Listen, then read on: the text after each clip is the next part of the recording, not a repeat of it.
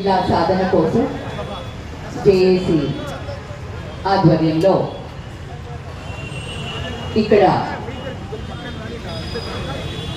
మాజీ ఎమ్మెల్యే సాయి ప్రసాద్ రెడ్డి అన్నగారి ఆధ్వర్యంలో వైఎస్ఆర్సీపీ తరఫున పూర్తి మద్దతు ఇస్తూ విచ్చేసిన నాయకులు గౌరవనీయులు మంత్రాలయం ఎమ్మెల్యే గారు బాలనగరెడ్డి అన్నగారికి, అలాగే ఆదోని సాయి ప్రసాద్ రెడ్డి అన్నకు, మరి ఎమ్మెల్సీ డాక్టర్ మధుసూదన్ గారికి, మరి సురేందర్ రెడ్డి అన్నకు, మరియు మా అక్క పత్తికొండ మాజీ ఎమ్మెల్యే శ్రీదేవి అక్కకు, మరియు శశికళ అక్కకు, మా సోదరుడు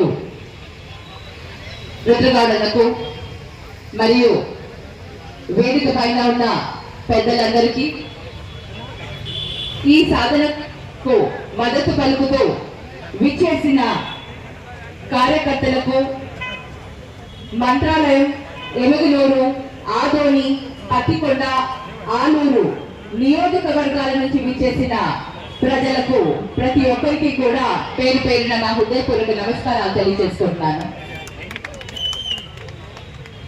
ఆదోని ఒకప్పుడు ఎంతో ప్రసిద్ధి చెందిన ప్రాంతం.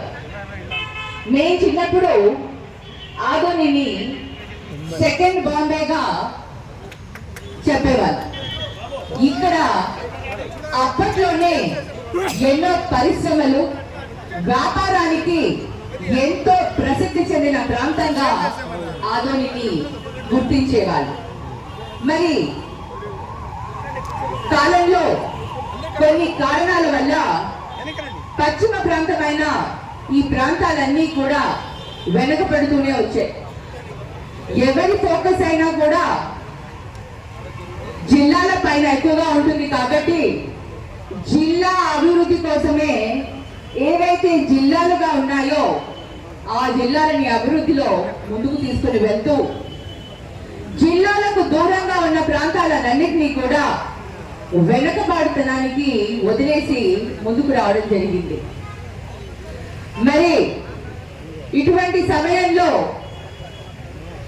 మా అధినేత శ్రీ వైఎస్ జగన్మోహన్ రెడ్డి గారు ఒక పద్ధతి ప్రకారం రాష్ట్ర విభజన అయిన తరువాత ఒక పద్ధతి ప్రకారం జిల్లాలను ఏర్పాటు చేయడం జరిగింది. ప్రతి పార్లమెంట్ నియోజకవర్గాన్ని జిల్లాగా మారుస్తూ ఒక పద్ధతిలో జిల్లాలను చేయడం జరిగింది. మరి అప్పుడు ఎవరు కూడా అబ్జెక్షన్ కానీ ఎటువంటి మెమరాండం ఇవ్వడం కానీ జరగలేదు.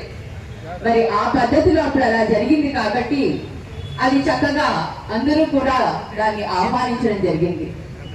మరి ఇప్పటి కూటమి ప్రభుత్వం ఎప్పుడైతే జిల్లాలను పెంచాలి అని చేసినప్పుడు ఒక పద్ధతి, ఏ పద్ధతిలో వాళ్ళు ఇంకొక 3 జిల్లాలను పెంచారో ఎవరికి తెలియదు. మరి ఒక పద్ధతి, ఒక ప్రకారము ఏదైనా చేస్తే ప్రజలు హర్షిస్తారు, కానీ ఎవరికి తోచిన విధంగా వాళ్ళు రాష్ట్రంలో ఏది పడితే అది జిల్లాని ప్రకటిస్తే ఎవరు కూడా హర్షించరు. మరి ఆ ప్రకారంగా వాళ్ళు జిల్లాలను చేస్తూ ఉంటే మరి ఆదోని కూడా జిల్లాగా పూర్తి హక్కు ఉంది కాబట్టి ఆదోనిని కూడా జిల్లాగా ప్రకటించాలని మరి 37 రోజులుగా ఈ రిలే నిరాహార దీక్షలు చేస్తూ ప్రజల వాళ్ళ మనోభావాలను తెలియచేస్తూ ఉన్నారు. మరి ఈ సమస్యను సీరియస్ గా తీసుకొని కూటమి ప్రభుత్వం, మరి ముఖ్యమంత్రి గారు తప్పకుండా ఈ ప్రజల అభిప్రాయానికి అనుగుణంగా ఆదోనిని జిల్లాగా ప్రకటించాలని వైఎస్ఆర్సీపీ పార్టీ చాలా బలంగా ఈ రోజు వాళ్ళని డిమాండ్ చేస్తున్నాం. అది కనుక వాళ్ళు చేయలేకపోతే ఇప్పుడు దాకా మా లీడర్లు అందరూ కూడా చెప్పడం జరిగింది, మా పార్టీ ప్రభుత్వంలోకి రాగానే మీ అందరం కూడా మా నాయకులతో ఈ జిల్లాని, ఈ ఆదోనిని జిల్లాగా ప్రకటించేలాగా మేము తప్పకుండా సాధిస్తామని మీ అందరికీ కూడా తెలియజేస్తున్నాం. ఇందాక చెప్పినట్టు ఆదోని జనాభా పెరుగుతుంది. జనాభా పెరిగే కొద్దీ, ప్రాంతాలు పెరుగుతున్న కొద్దీ మరి వాటిని డీసెంట్రలైజ్ చేయాల్సిన బాధ్యత, అవసరం కూడా ఉంది. మరి ఆదోని కనుక జిల్లా అయితే చుట్టుపక్కల ఉన్న ఈ 5 నియోజకవర్గాలకి ఒక ముఖ్య కేంద్రంగా మరి ఇక్కడ పరిపాలన అందించడానికి ఒక కలెక్టర్ని నియమిస్తారు, ఒక ఎస్పీని నియమిస్తారు.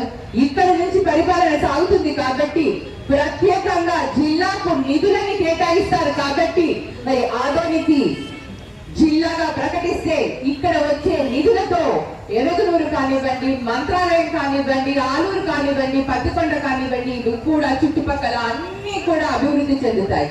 ఇక్కడ ప్రజలకు ఉద్యోగ అవకాశాలు కానివ్వండి, వ్యాపారం పెట్టుకునేందుకు కానివ్వండి, రైతులకు నీళ్లు కానివ్వండి, ఏదైతే ప్రాజెక్ట్స్ పెండింగ్ లో ఉన్నాయో అవన్నీ కూడా సమకూర్చుకునేందుకు జిల్లా మనకి కావాలి.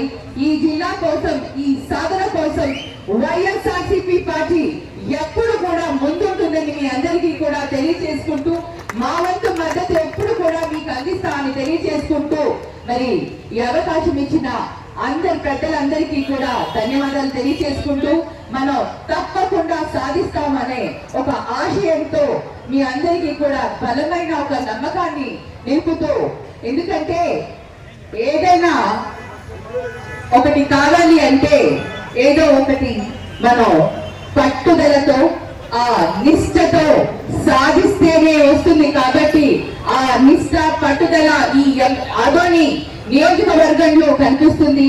అలాగే చుట్టుపక్కల ఉన్న నియోజకవర్గాల అందరిలో కూడా కనిపిస్తుంది. కాబట్టి ఈ రోజు ఇంత పెద్ద ఎత్తున వచ్చి మద్దతు తెలుపుతున్నారు. కాబట్టి వారందరికీ కూడా ధన్యవాదాలు తెలియజేసుకుంటూ, మరి పెద్దలందరికీ కూడా ధన్యవాదాలు తెలియజేసుకుంటూ సెలవు తీసుకుంటున్నారు.